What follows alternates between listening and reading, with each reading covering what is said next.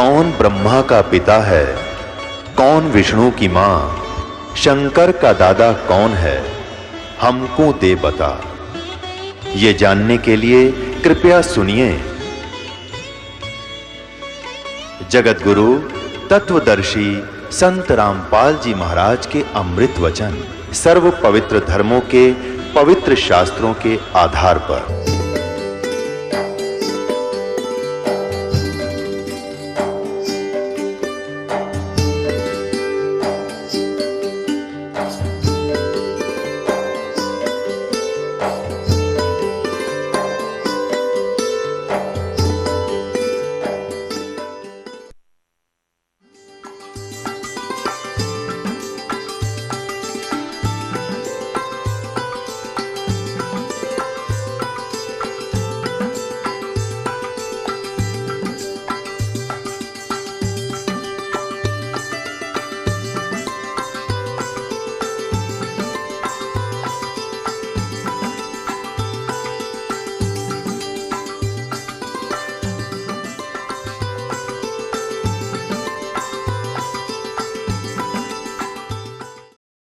इसके अतिरिक्त और भी बहुत सी, क्योंकि ये विधान है भगवान का, और आप हो बच्चे पहली कक्षा दूसरी तीसरी के, इब जैसे कानून की किताब को तीसरी चौथी कक्षा का बालक कैसे समझ पाएगा, लेकिन बार बार दास समझाएगा तो आपके हृदय में ये अवश्य जचेगा, विश्वास होगा, क्योंकि ये गॉड गिवन स्पिरिचुअल नॉलेज है, परमात्मा का दिया हुआ अध्यात्म ज्ञान है।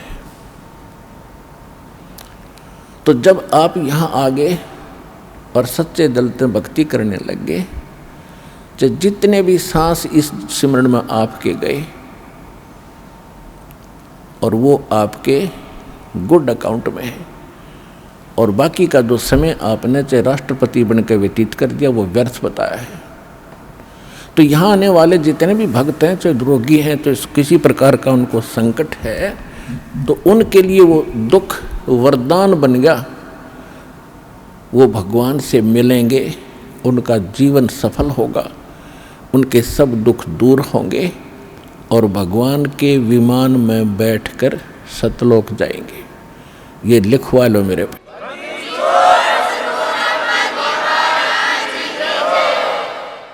अब इन बातों से आप जी को बड़ी दृढ़ता आवेगी, ये सच्चाई है।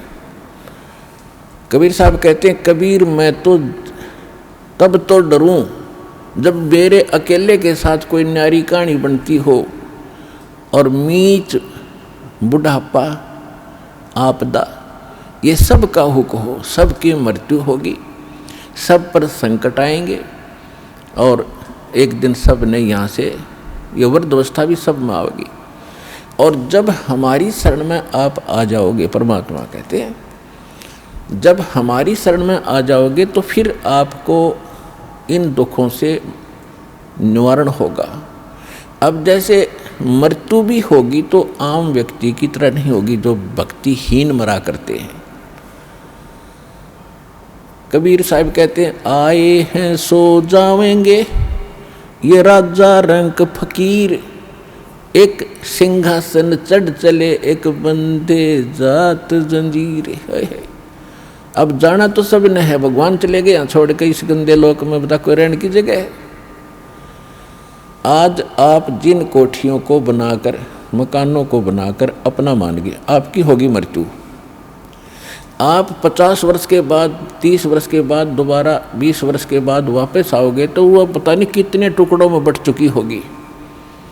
पोता पोती पता नहीं कितने कुछ ना अपनी अपनी कोठड़ी बांटे बैठे होंगे, और आपने बढ़न भी ना दें, उसमें प्रवेश भी ना कर दे। तो क्योंकि भाई भाई ना नहीं देता है कि, और पिताजी का तो बहुत दूर नंबर, दादाजी का तो बहुत दूर नंबर है। तो कहने का भाव ये है, यहाँ से मन हटाओ, ये लोग ठीक नहीं, आप यहाँ मजबूरी और अज्ञानता से फंसे पड़े हो। अज्ञानता भी नष्ट होगी, मजबूरी भी समाप्त होगी, क्योंकि हम समर्थ की शरण में आ चुके हैं। अब आपके ऊपर काल का कोई विधान काम नहीं करेगा, दयाल का करेगा, यदि आप भगवान की मर्यादा में रहोगे। जब लग हंसा हमरी आना, काल लगे ना तेरा बाना। भगवान ने कह दिया था इस काल को, कि जब तक मेरी आत्मा मेरी मर्यादा में रहेगा तो तेरा अटैक नहीं होगा उस पर। हम गलती स्वयं ही करते हैं। अब जैसे ये शेड बना रखा है, चाहे ओले आओ चाहे वर्षा हो तूफान आओ, आप इसके नीचे शरण में बैठे हो, आप निश्चिंत हैं। और आप अपनी गलती से बाहर निकल गए उस दौरान तो ओले भी सर फोड़ेंगे और वर्षा भी आपको भिगोएगी। आप अपनी गलती से कर गए वो गलती, तब आप दुखी हुए। तो भगवान की शरण छोड़कर हम कहीं भी और किसी भी अक्षेत्र में जाएंगे। अक्षेत्र का मतलब ये नहीं है कि आप काम धंधा ना करो। अक्षेत्र का मतलब अध्यात्म मार्ग में हम किसी और की बात मानकर उसकी सत्संग या कोई ऐसा ग्रहण करने जाएंगे तो वहाँ काल का अटैक होगा, क्योंकि भगवान की शरण हट गई आपसे। उसके लिए क्या बताया है पुण्यात्माओं? कहते हैं सतगुरु वही होता है जो सच्चा ज्ञान दे। और सच्चा ज्ञान कहाँ से प्रमाणित होगा? हमारे सदग्रंथों से या उन महापुरुषों के अनुभव से जिन्होंने भगवान को पाया है। आदरणीय गरीबदास साहिब जी गांव छुडानी जिला झज्जर हरियाणा वाले, ये 1400 एकड़ जमीन 2500 बीघा जो राजस्थान में आजकल बीघा चल रहा है शायद, वो लगभग आधा एकड़ से भी ज़्यादा होता था, पौना एकड़ के करीब 1 बीघा होता था। तो ऐसे 2500 बीघा के किसान थे, जाट थे गरीबदास जी, और उनको परमात्मा मिले थे सतलोक से आकर, जैसा भगवान मिला करते अच्छी आत्माओं को, दृढ़ भक्तों को, और सतलोक ले गए थे। और वहाँ सब व्यवस्था दिखाकर उनको वापस छोड़ा था। गरीबदास जी को मृत जानकर, 10 वर्ष के बालक थे, मृत जानकर चिता पर रख दिया था। उस समय भगवान ने ऊपर सब कुछ दिखाकर वापस छोड़ दिया था, वह जीवित हो गए थे। उसके बाद उन्होंने आंखों देखा उस परम पिता कबीर भगवान की महिमा का गुणगान कैसे किया है। पंजा दस्त कबीर का सिर पर रखो हंसे, यम किंकर चंप नहीं थारा उधर जावेगा वंशे। गरीबदास जी कहते हैं कि पंजा दस्त यानी हाथ का पंजा, मेर भरा पंजा कबीर भगवान का अपने सिर पे रखना है प्यारी आत्मा, हे हंस आत्मा, ये भक्त, और आपका कुल उद्धार हो जाएगा। आपका तो उद्धार होगा ही होगा, आपके आने वाली संतान का भी 101 पीढ़ी तक आपका कल्याण हो जाएगा।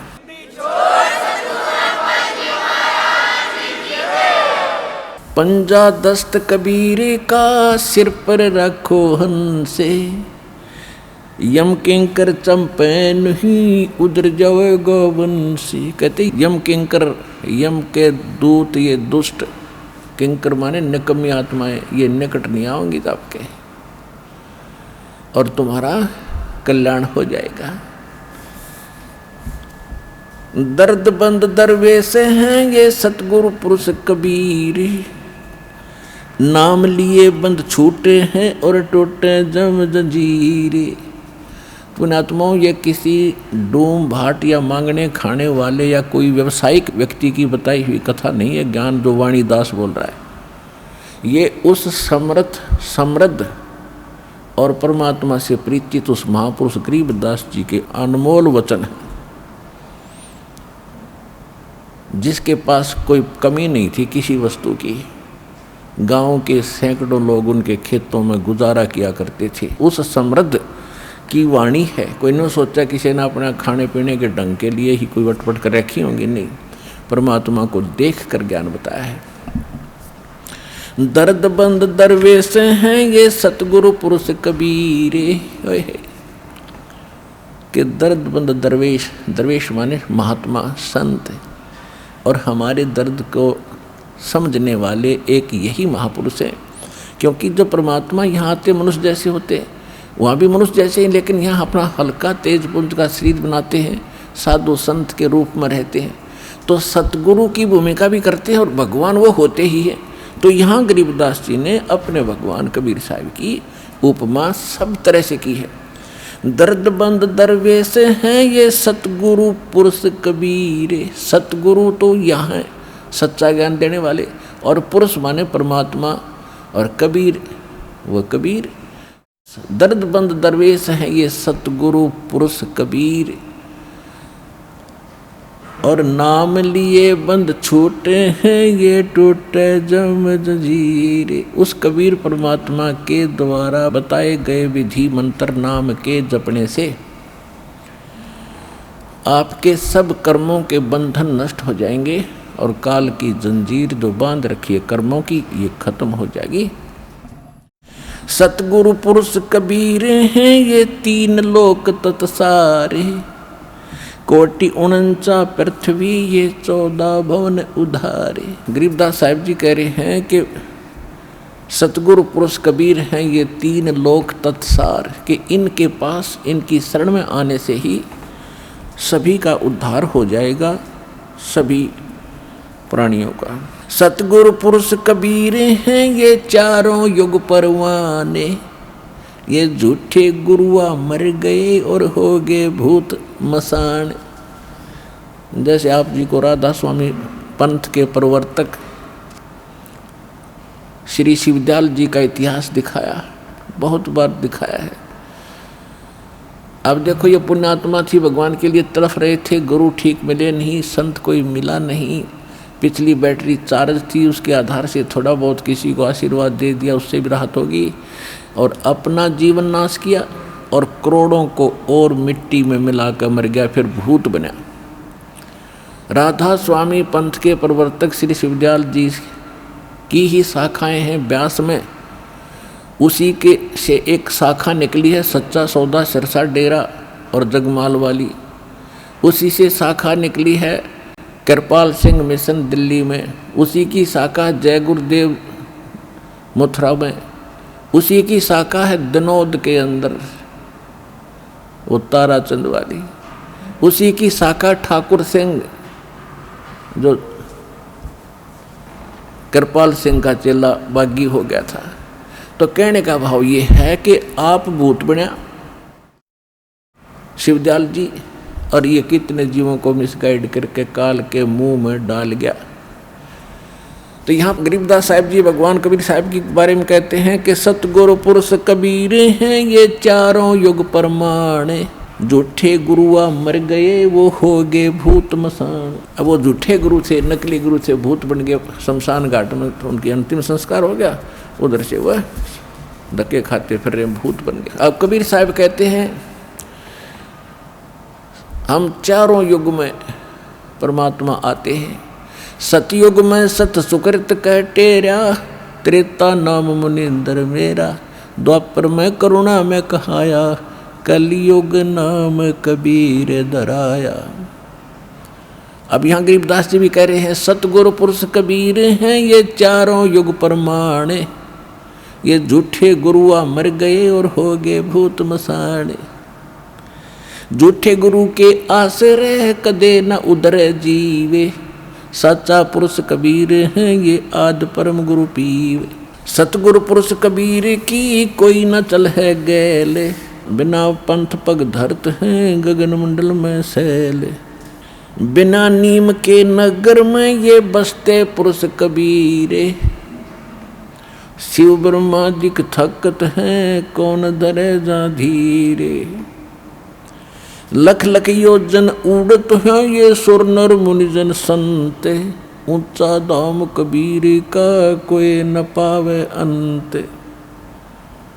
अब क्या बताते हैं कि साधु संत ऋषि महर्षि देवता समाधिस्थ होकर के लाखों लाखों ऊपर कोष तक योजन तक समाधि में चले जाते हैं, लेकिन वापस थक कर बैठ जाते हैं। जो साधना ये करते हैं ये वहाँ नहीं जाया जा सकता। तो यहाँ कहते हैं लख लख योजन उड़त हैं ये सुर नर मुनिजन संत, ऊंचा धाम कबीर का कोई न पावे अंत।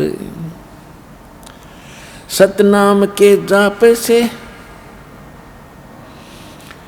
बाजे अनहद नाद, तोबा परमेश्वर कबीर की ये छूटे सभी उपाद। अब क्या बताते हैं गरीबदास साहिब जी कि जो सतनाम है परमात्मा का, उससे वो अनहद नाद जो वास्तविक है वो प्रकट होगा।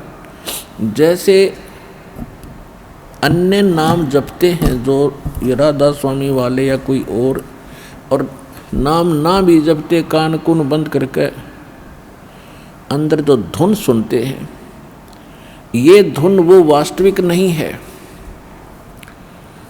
जैसे एक ढोलक होती है, ढोलक, उसको बजाने के लिए एक विशेष प्रकार का एक डंडा सा होता, छोटा सा, उसका प्रयोग होता है और वो सही सुर में सुर मिलाता है, उसकी वास्तविक तान देता है, वास्तविक धुन उससे प्रकट होती है ढोलक की।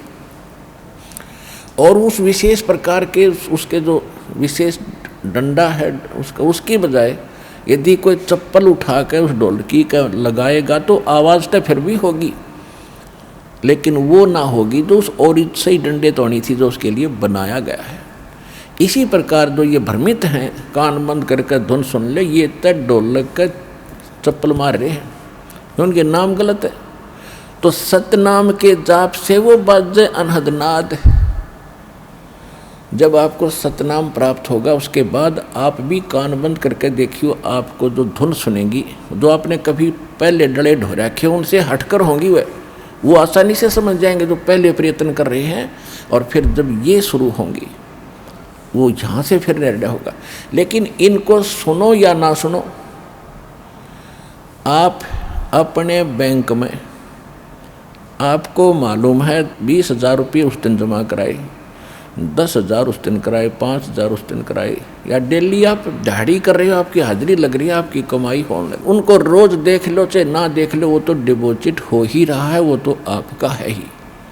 और ये जो बगैर नाम दिए ही, कोई नाम भी नहीं देते, वैसे धुन सुनते हैं, तो ये उनके पहले पिछले जन्मों की कोई वो रखा है पुण्य, उससे भी वो होती तो वो इस काल वाली ही धुन है, वो भी सुनती है। जैसे किसी ने एक बैंक में डिपॉजिट करा रखा है, आगे कराता नहीं, तो उसने कभी देख लिया अपने बैंक के अकाउंट में उतना ही पाओगा, बल्कि खर्च हो रहा होगा, उससे निकाल भी रहे हो आप। तो इस प्रकार ये पूंजी यानी भक्ति धन का जो अकाउंट है, ये ज्ञान है, ये ऐसे है। अब क्या बताते हैं, धर्मराय दरबार में देई कबीर तलाक, मेरे भूले चुके हंस को तू पकड़िए मत कजाके। गरीबदास जी आंखों देखा हाल विवरण कर रहे हैं। परमात्मा के साथ ऊपर गए सतलोक में, तो रास्ते में सभी ब्रह्मा विष्णु महेश के लोक दिखाए और उनसे चर्चा की। जहाँ भी परमात्मा जाते थे, ये अध्यात्म मार्ग एक ऐसा है, सामने वाले को बताने की जरूरत नहीं मैं कौन आ रहा हूँ।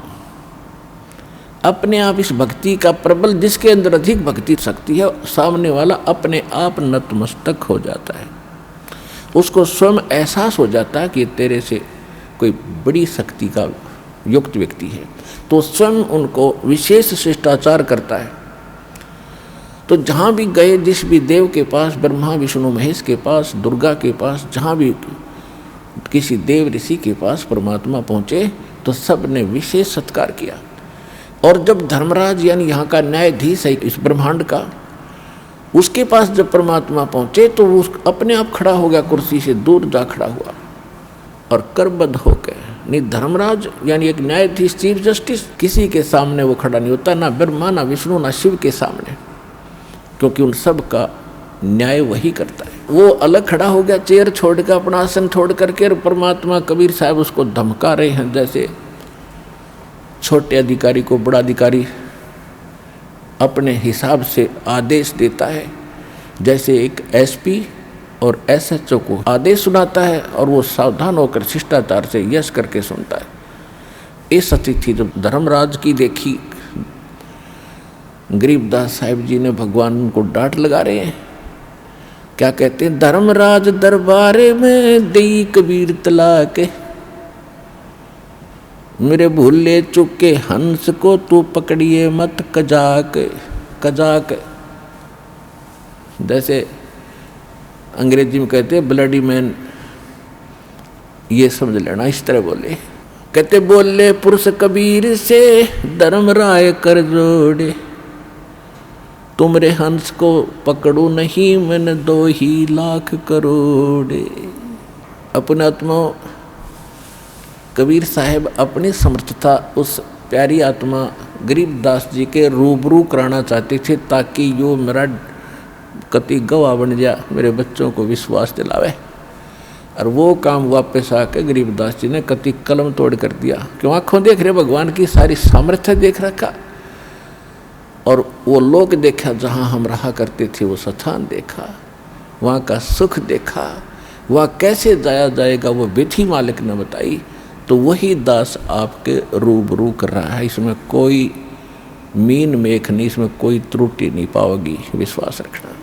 अब धर्मराज कहने लगा कि हे परमात्मा, मेरी मजबूरी है एक, कि जिन्होंने आपकी शरण में आने से पहले जो गलतियां की हैं, किसी ने शराब पी है, कोई परनारी के साथ गलतियां की हैं, या कोई और चोरी जारी फंड किए हैं, तो उनके अकाउंट में मेरे पास वो पाप डिपॉजिट है, उनका तो दंड मुझे देना पड़ेगा, मेरी मजबूरी है। क्या कहते हैं? मदहारी जारी न रहा, जो भांग तमाकू खाही, पर दारा पर घर तक जिनको ल्यूं अकनाही।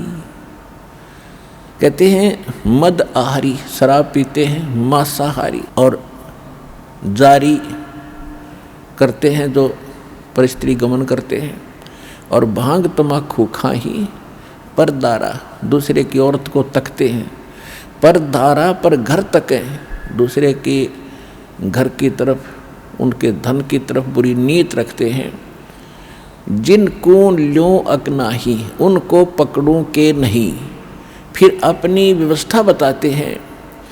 धर्मराय विनती कर सुनियो पुरुष कबीर। धर्मराज विनती करता कर जोड़ के सुनना है भगवान कबीर। धर्मराय विनती करे सुनियो पुरुष कबीर, जिनको तो पकड़ना पड़े और जड़नी पड़े जंजीर। हमारे विधान में इनको पकड़ना पड़ेगा और इनको जंजीर से भी बांध कर इनकी पिटाई भी करनी पड़ेगी, दंडित भी करना पड़ेगा। धर्मराज क्या कहते हैं कि कर्मों से तीरथ थे अब जो शरण कबीर, जिनको निश्चय मारूंगा मैं काढ़ों बल तकसीर। यानी जो पहले के दंड थे वो तो मुझे देने पड़ेंगे। और परमात्मा क्या कहते हैं? पहले किए सो बख्श हूँ आगे करे ना कोई, कबीर कहे धर्मराय से नाम रटे मम सोई। करम बरम ब्रह्मंडे के मैं पल में करहूँ नेश, जिन हमारी दुहाई दी सो करो हमारे पेश। अब क्या निर्णय दे दिया, उसको क्या समाधान बता दिया कि कर्म भरम ब्रह्मंड के मैं पल में करहूँ नेश। इनके जो भी कर्म इन्होंने किए हैं गलती से मेरी शरण में आने से पहले, उन सब पर मैं कलम मार दूंगा, क्रॉस कर दूंगा, और वो मेरे पास ले आना इनके कर्मों के अकाउंट को। सो करो हमारा पेश। करम बरम ब्रह्मंडे के मैं पल में करहूँ नेश, और जिन हमारी दुहाई दी सो करो हमारे पेश। त्रिकुटी के ऊपर एक सबका सादला, एक ये समझ लो राजदूत भवन है। जैसे एक प्रत्येक देश का, प्रत्येक देश में एक राजदूत भवन होता है, ऐसे ही परमात्मा उस राजदूत भवन में अन्य रूप बनाकर रहते हैं। और परमात्मा ने कहा कि जब यदि कोई ऐसी समस्या तेरी है तो मेरे पास ले आना उस बच्चे को, और उसके अकाउंट को मेरे दरबार में वहाँ ले आना, हमारे पेश करना, और मैं उसको काट दूंगा। तेरे ऊपर कोई भार नहीं रहेगा, उसका कोई लेखा जोखा तेरा नहीं रहेगा। ये मैं समाधान कर देता।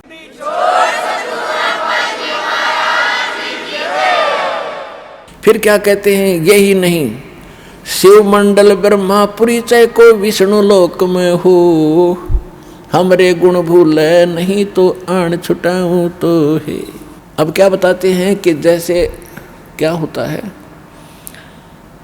किसी भक्त ने नाम ले लिया, किसी ने 6 महीने भक्ति करी, हमारे अनुकूल मर्यादा में रहा, किसी ने 1 वर्ष, किसी ने 2 वर्ष, किसी ने 4 वर्ष, किसी ने 10 वर्ष या ज़्यादा भी करके लास्ट में कोई भ्रमित हो गया और ज्ञान सुन रखा उसने। क्या सुन रखा है कि 3 लोक का राज जीव को जय कोई दे, और लाख बधाई क्या करे जय नहीं नाम से ने। फिर क्या बता रखा परमात्मा ने, इंद्र दा राज कागदा बेष्टा। यहाँ स्वर्ग के राजा का भी यदि राज हमें प्राप्त हो तो हमारे उस सतलोक के सुख के तुलना में काग की बीट के तुल्य है। देवताओं का भी राजा बन जा, स्वर्ग का भी राजा हो। हम यहाँ छोटे से MLA MP सरपंच बनकर चौड़े काक फूल जाती है, वो तो बिना ज्ञान के। जब ज्ञान हो जाएगा तो उसके लिए बताते हैं कि चाहे सारी पृथ्वी का भी राज्य आपको प्राप्त हो, आपने ग्रहण नहीं करना यदि मोक्ष चाहते हो। यदि आज आप राजा बन गए, मृत्यु होगी, भक्ति करी नहीं तो गधा बन गए, तो क्या सुख हुआ ये। ऐसे इंद्र स्वर्ग का राज भोग कर सीधा गधे की शरीर में जाता है, तो चाट ले उस इंद्र के राज ने, और गधा बने पाछे कित गया वो इंद्र का राज्य। स्वर्ग में गए हुए कहते हैं, इंद्र कुबेर ईश की पदवी ब्रह्मा वरुण धर्मराया, और विष्णुनाथ के पुर को जाकर फिर भी जन्म मरण में आया, तो खाक है ये जीवन।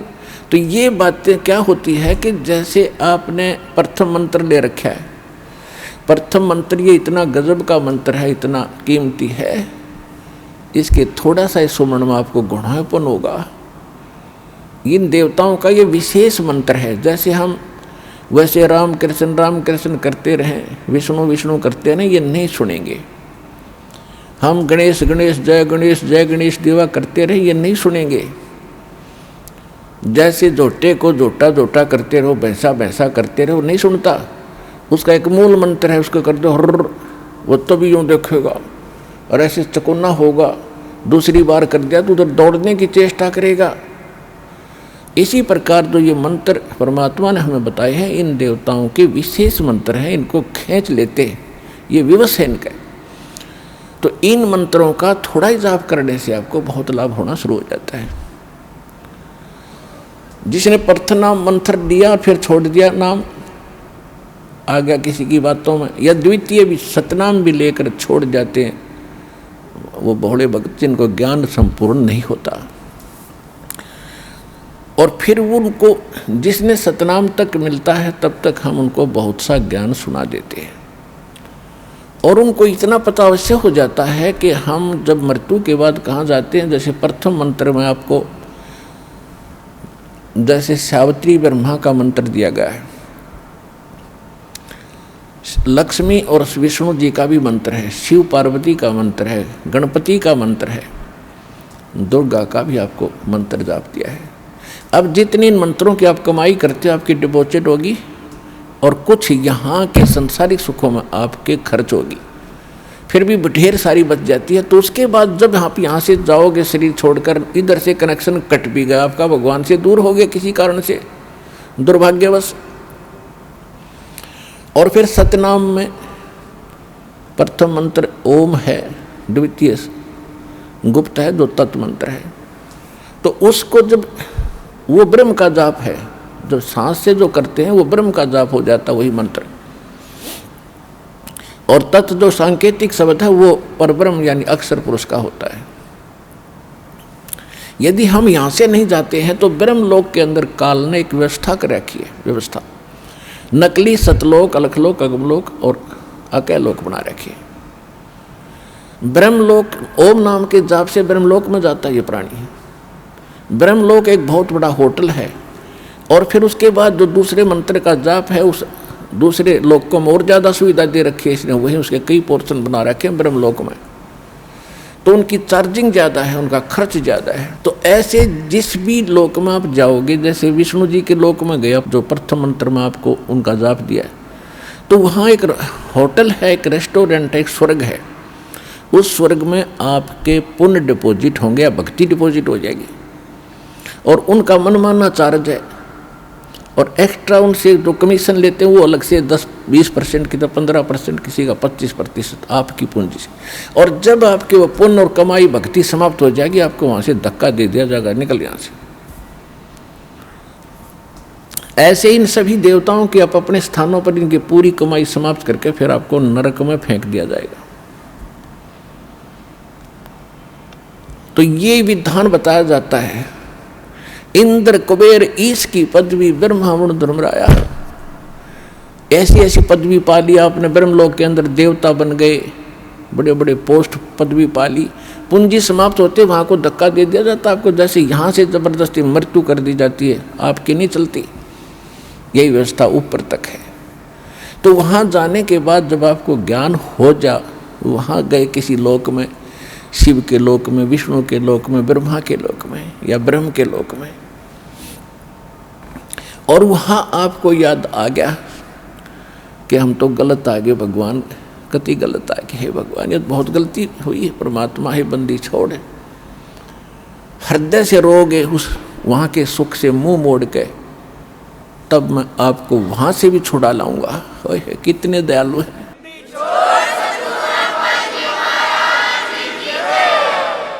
अब क्या कहते हैं परमात्मा, शिवमंडल, शिवमंडल शिव का लोक, ब्रह्मापुरी ब्रह्मा का लोक, और शिव विष्णु लोक है ही। शिवमंडल ब्रह्मापुरी चाहे विष्णु लोक में हो, हमरे गुण भूल नहीं तो आण छुटाऊं तो वहाँ से भी छुटा लूँगा। चाहे किसी लोक में जाकर तो मुझे याद करेगा, भगवान गलती बन गई, हे परमात्मा अब घनी गलती बन गई, तो वहाँ से भी छुटवा लाऊंगा तेरे को। और उस पूंजी को बचा कर परमात्मा फिर जन्म फिर भी देना पड़ेगा, और जन्म लेकर फिर आपने सतलोक आश्रम बरवाला जिला हिसार में फिर भी आना ही पड़ेगा, चाहे कितना भटक लियो। इसलिए ये गलती अब ना करियो, इसलिए आपको बार बार ये ज्ञान दिया जाता है।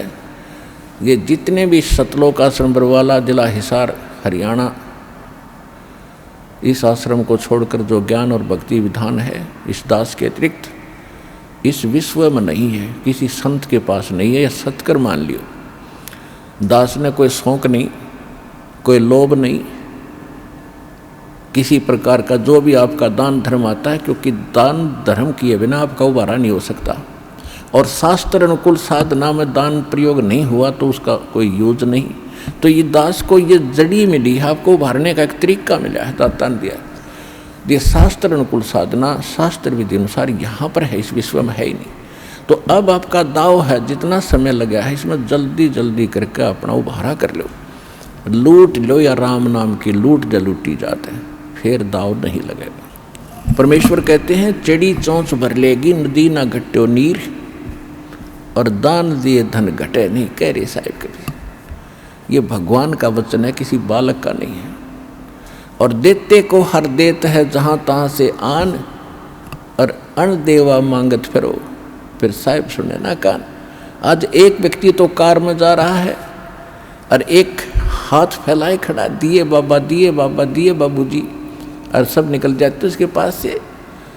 अब ऐसा क्यों है? इंसान वो है, इंसान वो है, उसने पिछले जन्म में कोई दान कराया नहीं।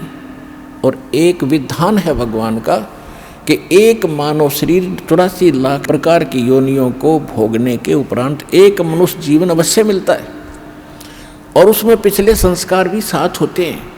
तो उसमें पुण्य होता ही नहीं, उसका पुण्य नहीं है तो उसको दे कौन? मांगता रहे मर भटक कर दुखी होकर। तो यहाँ कहते हैं देते को हर दे, परमात्मा जिसने दान किया उसी को देता है। और जहाँ तहाँ से आन, चाहे कोई भी कारण बनावे, और अण देवा जिसने कभी दान किया नहीं, मांगत फिरो, फिर साहिब सुने नहीं कान। तो यहाँ जो दान आप करते हो, एक का 1000 आपको बेनिफिट होगा, 1000 गुना समझ लो, ये सत्कर मान लेना।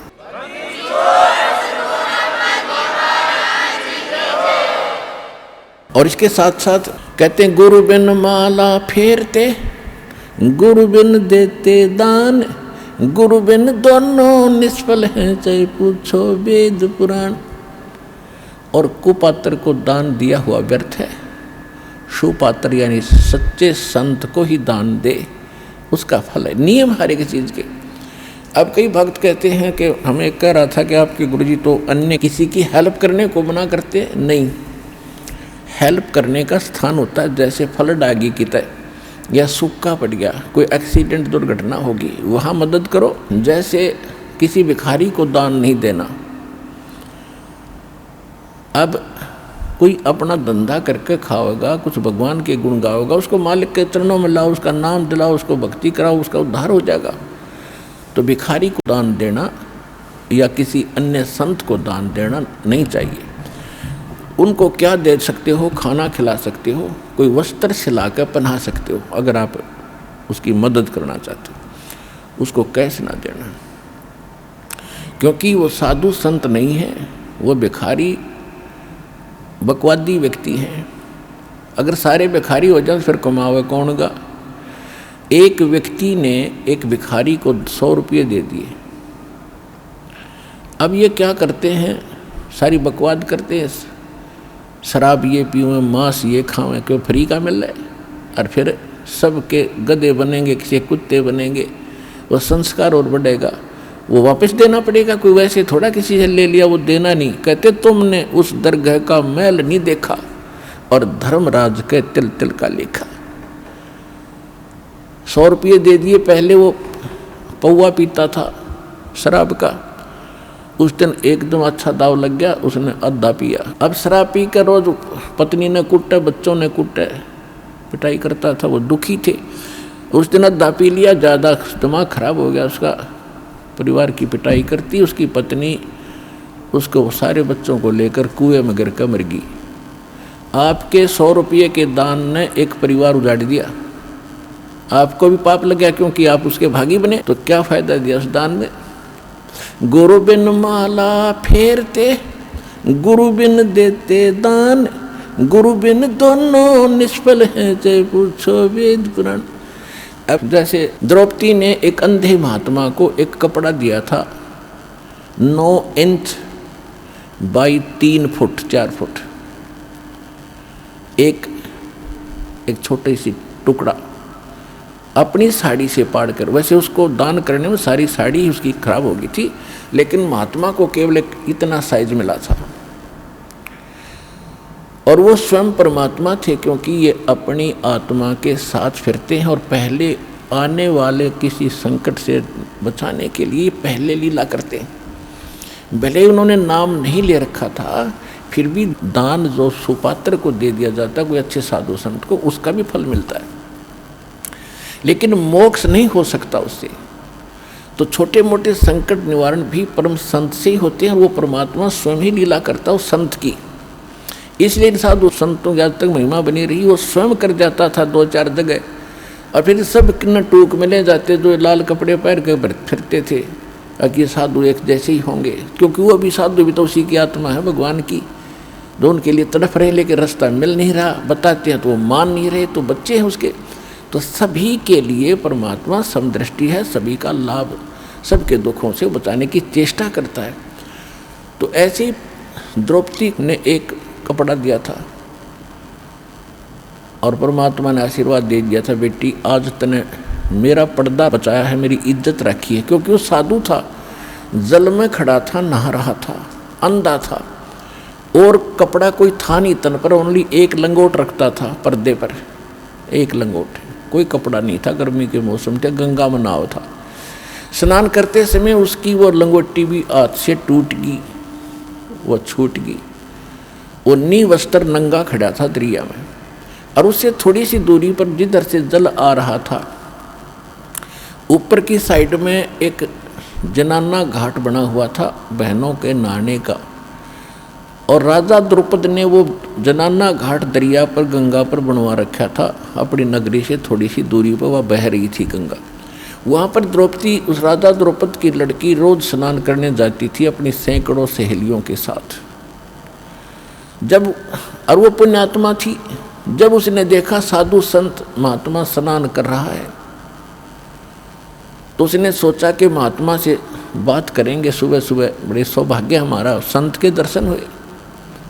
कहते हैं साधु दर्शन राम का मुख पर बसे सुहाग, और दर्शुनी को होत है जिनके पूर्ण भाग। साधु दर्शन राम का साहिब आवे याद, और लेखे में वही समय बाकी का समय बर्बाद। फिर उसने सोचा कि संत नहा रहे हैं, मैं भी नहा लेती हूँ, फिर स्वच्छ होकर बात करेंगे।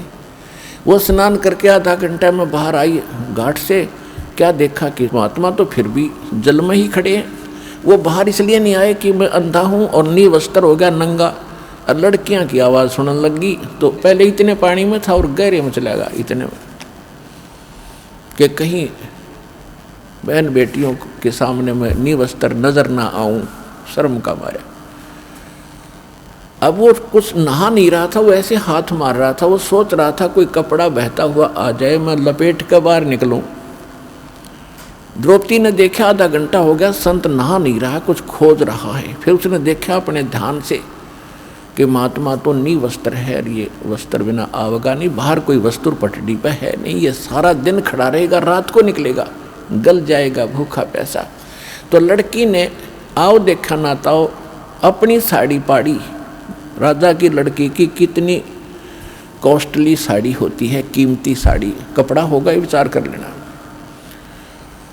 और उसने उस इतनी कीमती साड़ी और संत के लिए पाड़ कर डाल दी।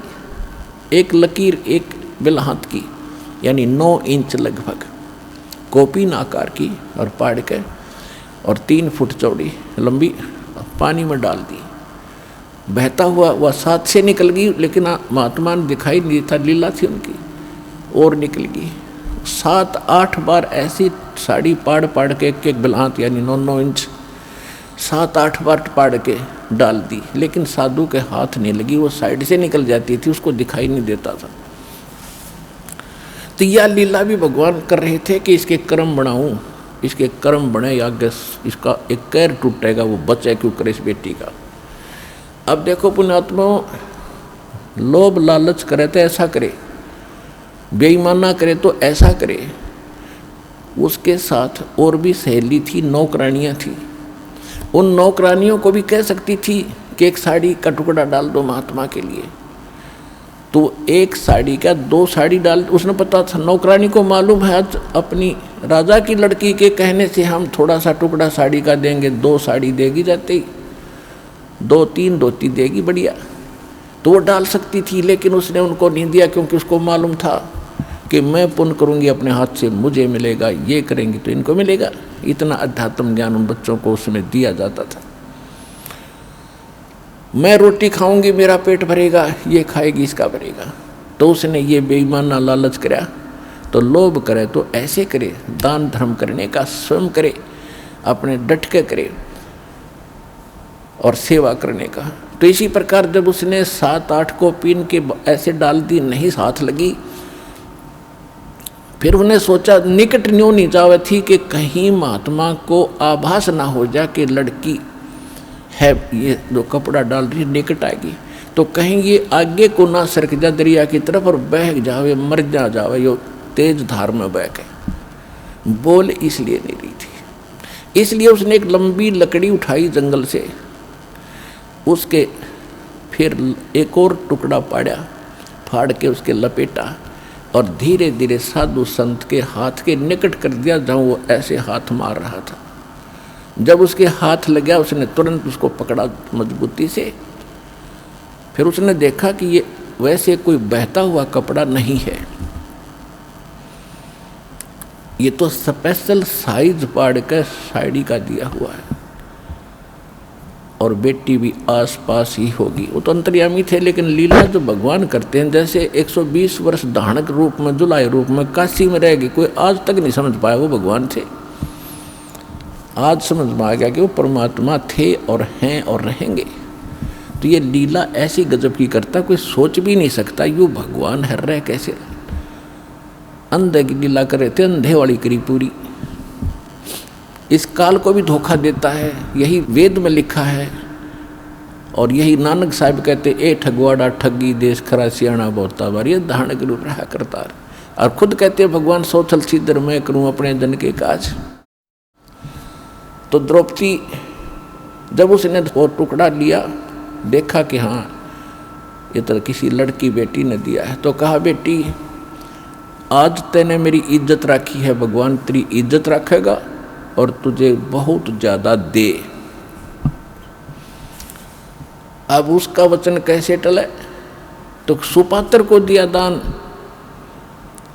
इस संसार में आने वाले कैर से भी कुछ ऐसे कर्म हैं जो दान से ही कटते हैं, कुछ ऐसे कर्म हैं जो सेवा से ही कटते हैं, कुछ ऐसे पाप कर्म हैं जो आपके आरती सिमरन सत्संग सुनने से कटेंगे, कुछ ऐसे कर्म हैं जो दान धर्म करने से और हवन यज्ञ करने से कटेंगे, कुछ ऐसे कर्म हैं जो दंडोत प्रणाम से ही आपके नाश होंगे, कुछ ऐसे पाप कर्म हैं जो सिमरन से ही कटेंगे। तो हमने सारे फार्मूले अपनाने अपने अंतःकरण को दौड़ने के लिए, साफ करने के लिए। तो वो तरीके सारे के सारे आपको यहाँ मिलेंगे और पृथ्वी पर नहीं हैं। इससे आपका अंतःकरण भी साफ होगा, जिस कारण से आपको इस जीवन में भी सुख होगा और मोक्ष भी मिलेगा।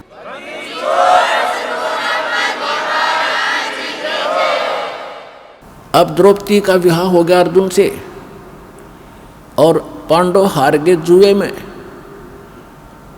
और द्रौपदी को नंगा करने का प्रकरण आपने खूब सुना। दुशासन को आदेश दे दिया दुर्योधन ने कि इसको नंगा कर दे बड़ी सभा में और इसका चीर उतार दे, हम अंधे हैं। द्रौपदी ने एक कुवचन कहा था, जिस समय राजा युधिष्ठिर ने एक शीश महल बनाया था शीशे का, और दुर्योधन को न्योता दिया था भोजन के लिए। ये गया तो इसकी टक्कर लगी शीशे में, दिखा कौन, यू गिर गया। द्रौपदी आई थी पानी लेकर के सिर पे मटका भर के, और हंसती हुई कहने लगी कि अंधों की संतान अंधी ही होती है। उसने एज ए भाभी अपने देवर को एक मजाक कर दिया, और कहते हैं दुर्योधन दुष्ट आत्मा था, उसका इतना दुख मान गया कि इसको सबक सिखाऊंगा कि इसने कैसे कह दिया मेरे साथ ऐसा मजाक, अभद्र मजाक किया है।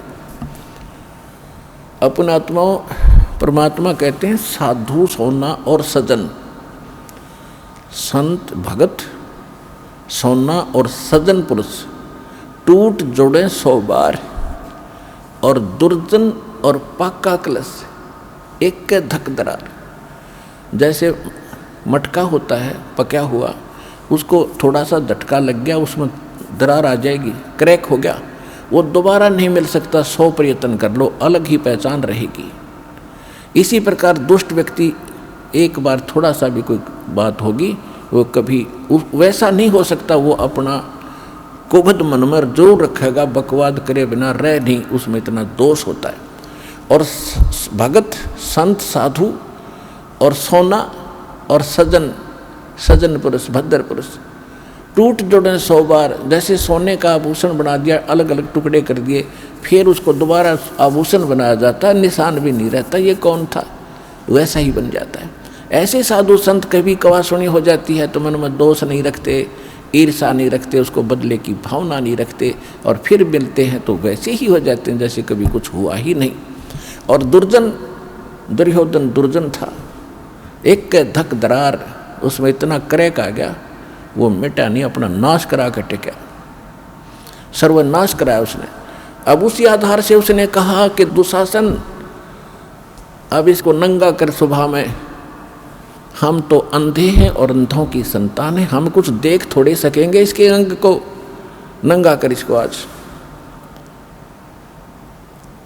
अब द्रौपदी, वहाँ कौन कौन विराजमान थे पुण्यात्मा, महाभारत पढ़ा करते आप, इसको बड़ा अनमोल ग्रंथ जान के, इसके अंदर जो इन पात्रों का जो गलत रोल था किसी का नहीं धरती पर हमने देखने नहीं मिला। भीष्म पितामह, द्रोणाचार्य और कर्ण, ये 3 ऐसे योद्धा थे जिससे सब कुछ कांपते थे। दुर्योधन भी कांपता था और वो सारे सभी कौरव कांपते थे। लेकिन उस सभा में वो सारे बैठे और विदुर भी विराजमान था, विदुर जो कौरव पांडवों का चाचा था। अब वहां पर जब उसको नंगा करने लगे, द्रौपदी ने सबसे पुकार की। पहले तो ये सोचा कि ऐसी गलती कैसे कर देंगे, सारी सभा में मुझे नंगा कैसे कर देंगे। भीष्म पितामह जैसे बैठे हैं दादाजी, और साथ में ये बैठे द्रोणाचार्य गुरुजी, और कर्ण जैसे महापुरुष अक्षत्रिय विराजमान है, ये कैसे गलती करेंगे।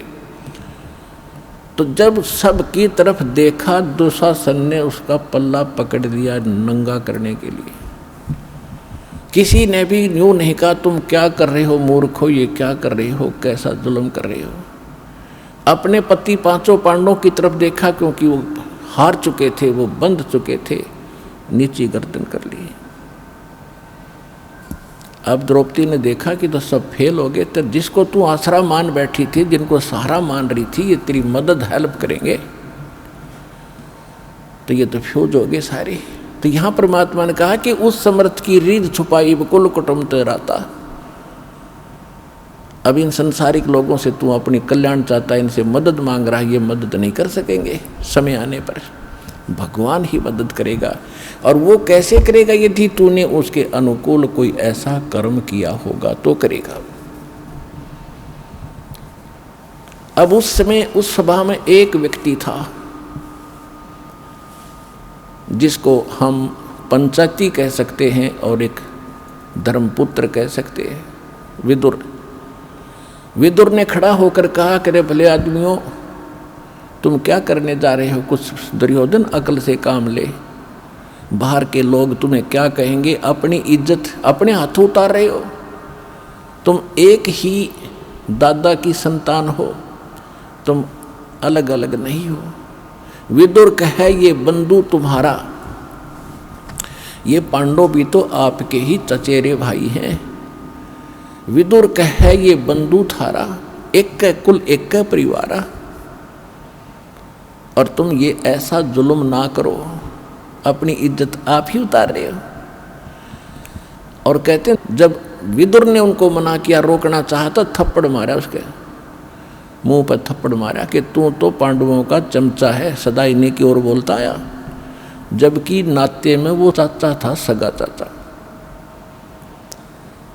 कहते हैं विदुर के मुख पर लगा थपेड़ा, तू तो इन पांडवों का चेहरा, इनका चमचा है, नौकर। तू तो है बांदी का जाया, तू बांदी से पैदा हुआ ना, इसलिए तेरे अंदर अक्षत्री वाले गुण नहीं है, तू इतनी ही बोधी बात कहता रहा। तू तो है बांदी का जाया। जब ये शब्द उसने कहा दुशासन ने, कहते हैं भीष्म, कर्ण और द्रोण मुस्काया। अकल देखो उन महापुरुषों की, पंचायत में बैठे हैं और एक लड़का अपने चाचा का थप्पड़ मार रहा है और उसको अपशब्द कह रहा है, और वहाँ वह बैठे मौजूद व्यक्ति हंस रहे हैं, मुस्कुराए वो।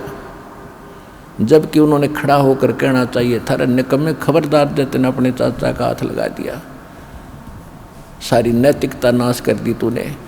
और वो इसके विपरीत उन्होंने ना कुछ टोका टाकी की, ना ये कहा तू ऐसा ना करो, बल्कि ये शब्द सुन के कि तू तो है बांदी का जाया।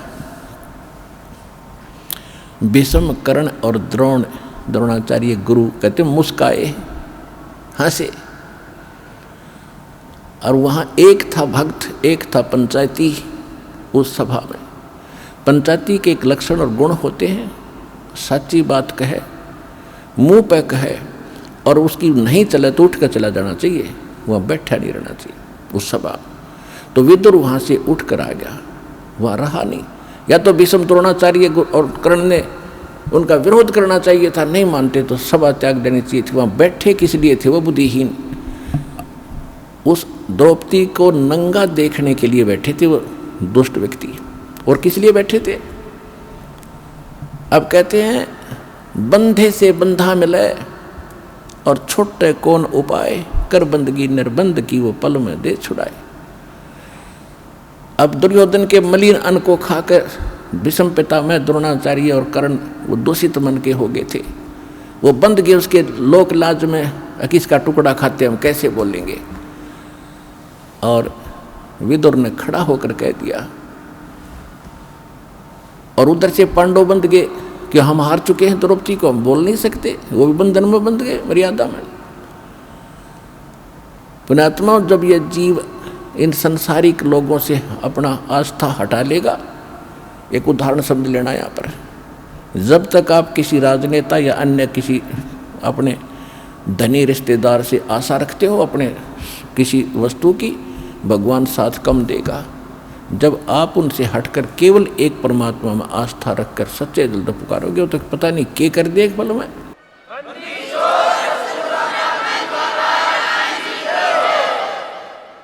जब द्रौपदी ने देखा कि यहाँ कोई और साथी नहीं, तेरा मददगार नहीं है, तब सच्चे दिल से आत्मा रोई थी। ये भगवान आत्मा का साथी है, मन का साथी नहीं। मन तो पता नहीं क्या क्या बकवास चाहे, ये हो जा, वो हो जा, फलाना हो जा।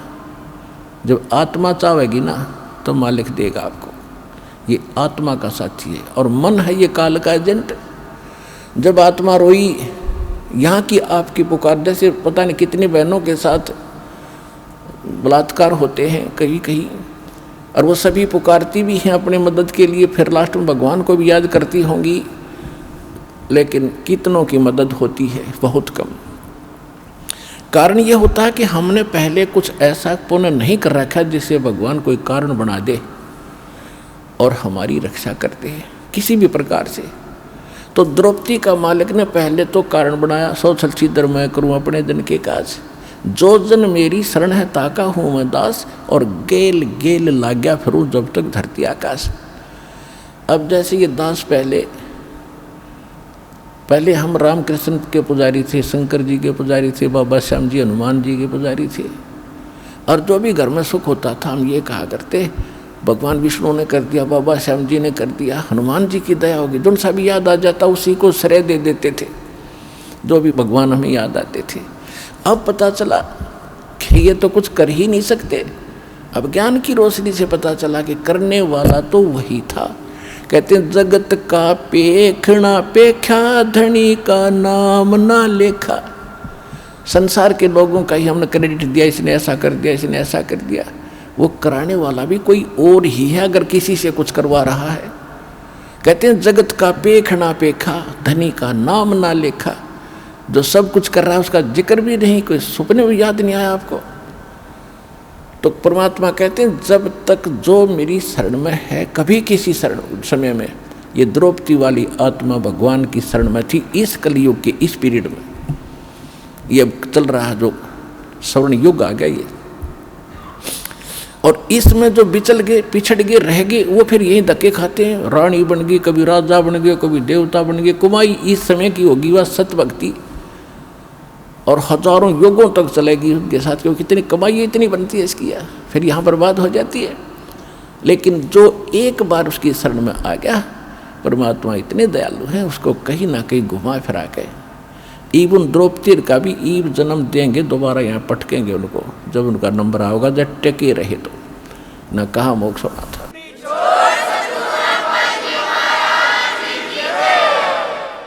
तो कहने का बात यह है कि जब आत्मा ने रोई हृदय से मालिक को, तो इसकी पुकार जाती है धर्मराज के दरबार में। और यहाँ एक विधान बना रखा है, कोई ना कोई गुरु पहले अवश्य धारण करते थे, गुरु के बिन भक्ति नहीं करते थे। पांडवों का गुरु थे श्री कृष्ण जी, तो श्री कृष्ण को गुरु भी धारण कर रखा था। अब इसकी पुकार गई वहाँ धर्मराज के दरबार में, उसकी खुल गई वहाँ सीढ़ी। उसने देखा धर्मराज ने कि देखूं आत्मा पे आपत्ति आई है, मैं कोई रक्षा करा सकता हूँ।